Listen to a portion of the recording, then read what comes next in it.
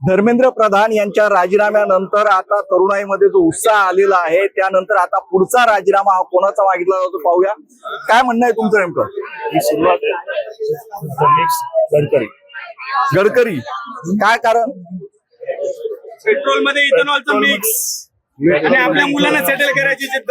गाड्यांमध्ये प्रॉब्लेम आलेला आहे. हा, आता नेक्स्ट टार्गेट नागपूर E20. काय सांगाल, काय वाटतं आज इथे येऊन? आज इथे येऊन जो आनंद आहे, खऱ्या अर्थाने मेलडी खाऊन आनंद साजरा करण्याचा दिवस आहे.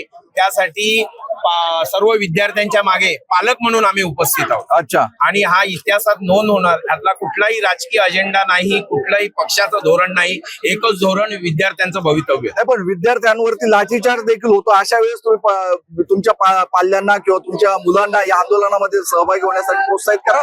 प्रोत्साहित करण्यासारखंच आहे, कारण की पुढे हा हिटलर काय काय करणार ही मुलं शिकली पाहिजे. प्रत्येक वेळी पालकांचा हात धरून चालले नाही पाहिजे, त्याला संघर्ष केला पाहिजे. हा देश कशामुळे मिळाला हे सांगण्याची गरज नाही, जे काय बलिदान दिले त्यांच्यामुळे.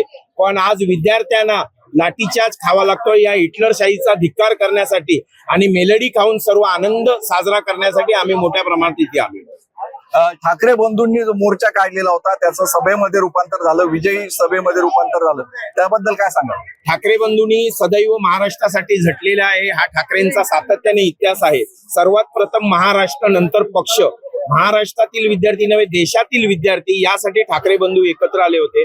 पण पुन्हा सांगतो, आपले पण धन्यवाद महानगरचे, की आमचा कुठला राजकीय अजेंडा नाहीये. आमचा अजेंडा एकच, विद्यार्थ्यांचं भवितव्य, तरुणांचं भवितव्य, तरुणांचं, विद्यार्थ्यांचं. कारण म्हणतो तरुण टिकला तर देश टिकेल, ही व्याख्या जी आहे आपल्या ह्याच्यामध्ये. म्हणून हा तरुण विद्यार्थी घडला पाहिजे, शिकला पाहिजे, निर्धास्त राहिला पाहिजे आणि देशाचं भवितव्य या विद्यार्थ्यांच्याच हाती आहे. नक्कीच धन्यवाद. ज्या विद्यार्थ्यांबरोबरच त्यांचे पालक देखील सहभागी झाले आणि त्यांचं म्हणणं आहे की तरुण टिकला तर देश टिकेल. काय म्हणतात मित्र? तरुण टिकला तर देश टिकेल असतच आहे. पण काल पियुष गोयलनी जी भूमिका घेतलेली आहे की या आंदोलकांना उलट लटकवलं पाहिजे, ही भूमिका राजकीय अजेंडा ते करतात ती त्यांनी बदलली पाहिजे, नाहीतर त्याचे परिणाम पियुष गोयलला पुढे भविष्यात भोगायला लागतील. ज्या पद्धतीने ही तरुणाई सहभागी झालेली, त्यांची भाषा एक वेगळ्या पद्धतीची होती. ज्या आता काही मुलांचं पाहिलं आपण की ते आयपॅड वरती त्यांच्या घोषणा आहेत, फक्त पोस्टर्स घेऊन आलेले नाहीयेत. तर ही जी भाषा आहे, या भाषेमुळे, या तरुणाईच्या उत्साहामुळे सरकारला नमावं लागलं. सरकारला नक्कीच नमावं लागलेलं आहे. तरुणाईच्या पुढे सरकारला नक्कीच नमावं लागलेलं आहे.